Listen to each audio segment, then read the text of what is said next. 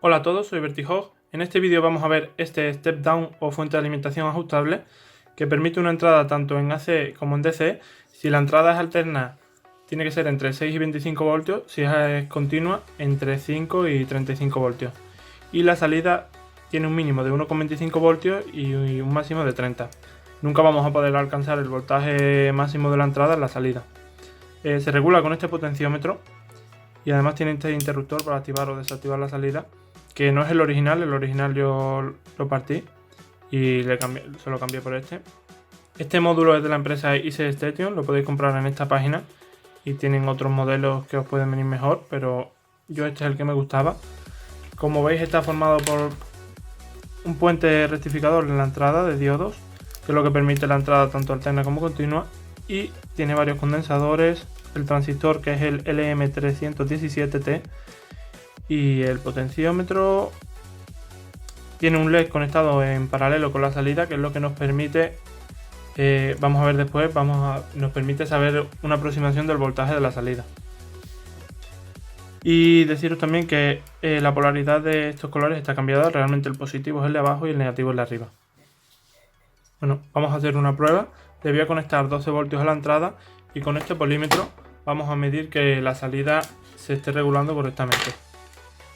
He conectado a la fuente una entrada de 12 voltios continua, que vamos a comprobar ahora mismo con el polímetro. Lo ponemos en modo tensión. Como vemos, 12,18 voltios salen. Y vamos a comprobar en la salida si el voltaje es correcto. Primero conectamos el polímetro a la salida, que como he dicho antes, los colores están cambiados. Realmente el positivo es el de abajo. Y lo primero que vemos es que, aunque el interruptor esté apagado, porque si fijamos variando el potenciómetro la salida sigue sin cambiar, esta fuente deja pasar siempre entre 0,6 y 1,5 voltios a la salida. Es decir, que para algunas aplicaciones no es muy buena.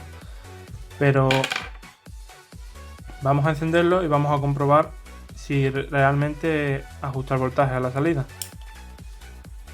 Encendemos el interruptor y como vemos el mínimo que nos dice el fabricante es 1,25 voltios, que se cumple bastante bien. Y vamos a ir aumentando poco a poco. Lo primero que vamos a notar es que el LED se enciende a 1,7 voltios. Es decir, es un indicio, sin polímetro podemos tener un indicio de que la fuente está funcionando bien. Vamos aumentando poquito a poco y vemos que sobre los 1,6 y 1,7 el LED se enciende. Y ya si continuamos aumentando, vamos a encontrar el máximo, que en este caso está en 9,42 voltios. Es decir, le estamos metiendo 12,18 voltios y a la salida tenemos 9,4.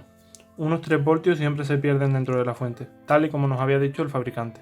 ¿Para qué podemos utilizar esta fuente? Pues por ejemplo, si necesitamos alimentar algo que se alimenta a, digamos, 6 voltios y solo tenemos la fuente de 12 voltios, pues podemos utilizar el potenciómetro y ajustar el voltaje de la salida, que es el que necesitamos, a, por ejemplo, 6 voltios, 6,1, 6, algo así. Si también necesitamos en otra aplicación 5 voltios, pues también podemos utilizar la misma fuente y darle 5 voltios.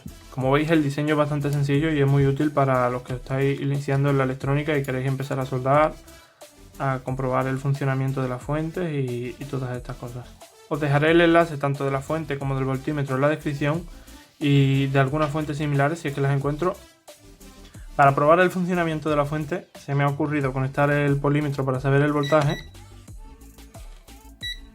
Y vamos a ver cuál es la tensión a la que un LED se quema. Esto es un LED rojo normal y voy a ir aumentando el voltaje hasta que vea que se quema. Primero vemos que enciende, como casi todos los LEDs rojos, a 1,7 voltios. A 2,2 la intensidad es mucho mayor. Vamos ya a 2,3, 2,4. Se va bajando. Que a los 3,2 ya se ha quemado. Es decir, que ya sabemos que este LED a más de 3 voltios no lo podemos utilizar, aunque el recomendable es 1,7 y lo mejor yo diría que son 2 voltios.